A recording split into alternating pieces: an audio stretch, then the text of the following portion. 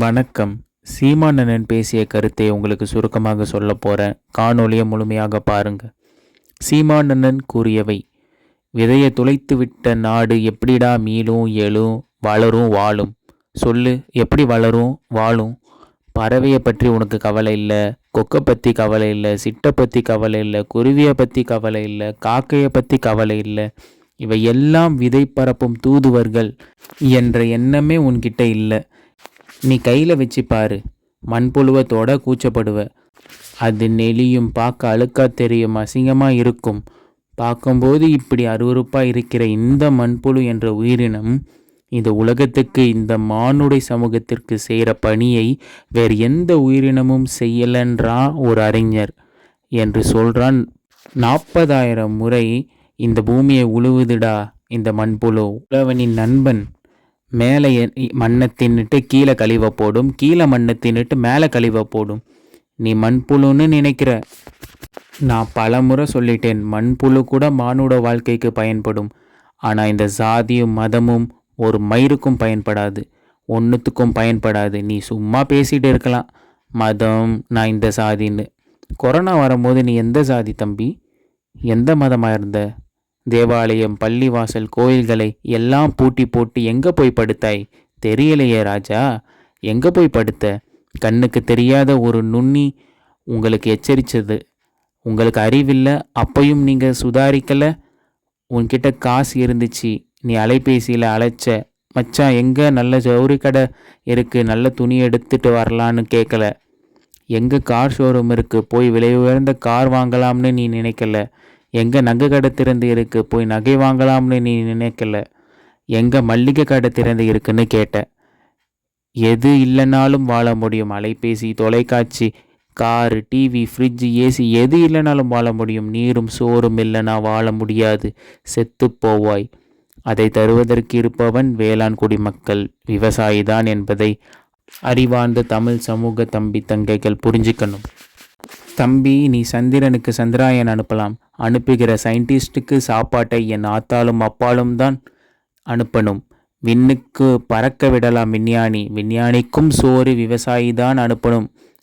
இந்த அடிப்படையை நீ கற்றுக்கொண்டால் அண்ணன் பேசுகிற அரசியல் உனக்கு புரியும். இவர்கள் உங்களை ஏமாற்ற நினைப்பார்கள், நாங்கள் அதிலிருந்து மாற்ற நினைக்கிறோம். பணம் இருந்தால் அரசியல் செய்யலாம்னா பணக்காரன் தானடா அதிகாரத்துக்கு வருவான். அடித்தட்டு ஏழை எளிய மக்கள் எப்படிடா வர முடியும்?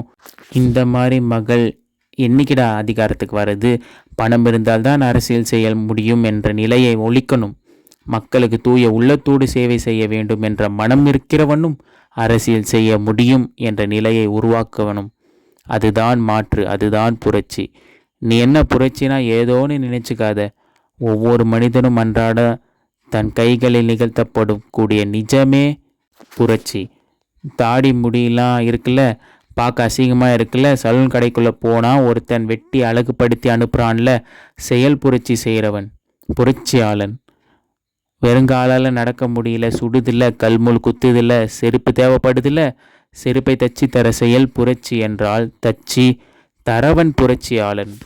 நல்லா புரிஞ்சுக்கணும். நீ பசியோடு உன்னால் இருக்க முடியலை, சோறு தேவைப்படுது, சாப்பாடு தேவைப்படுது. அப்போது இந்த உணவு பொருளை விளைய வச்சு தர செயல் புரட்சி. விளைய வைத்து தர ஒவ்வொருவனும் புரட்சியாளன் என்பதை நீ நினைவில் வைத்து கொள்ள வேண்டும். உனக்கு நடக்க பாதை இல்லை. கொளுத்துகிற வெயிலில் காய்ந்து கொண்டு வியர்வை உடலெங்கும் ஓடிக்கொண்டு உடம்பெல்லாம் உப்பாக பூக்க, காலெல்லாம் ஒரு பெரு வெடிப்பு வெடிக்க, அவன் கடும்பாறை உடைத்து நீ நடக்க பாதை செய்து தருகிறானே, அந்த செயல் புரட்சி செய்து தருகிறவன் புரட்சியாளன். அப்போ நாள்தோறும் எத்தனை புரட்சியாளரை கடந்து செல்கிறாய் பாரு. நீ மூக்கை மூடிக்கொள்கிற குப்பையை, உன் கழிவை உள்ள மூழ்கி ஒருத்தன் எடுத்து சுத்தம் செய்கிறான் பார். அந்த செயல் புரட்சியை புரட்சி செய்கிற ஒவ்வொருவனும் புரட்சியாளர். நீ அவனை மதிக்க வேண்டாம், மிதிக்காமலாவது இரு.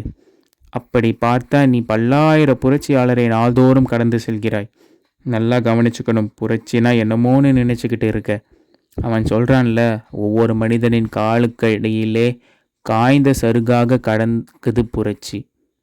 ஒரு தீக்குச்சியின் உரசலுக்காக காத்துக்கொண்டு இருக்குடா புரட்சி. உன் காலடிக்கு கீழே காய்ந்த சிறகாக கொளுத்தி போடுடா, எரியட்டும்டா. ஒரு ஓட்டை கொளுத்தி போடு, மைக் சின்னத்துக்குள்ள போடுடா, பத்திக்கிட்டு எரியும் போடு அப்படின்னு நம் மன்னன் வெறித்தனமாக பேசியுள்ளார். வேறு என்ன கருத்துக்களை பேசியிருக்கிறார் என்பதை அடுத்த வீடியோவில் கூறுகிறேன். நன்றி, வணக்கம்.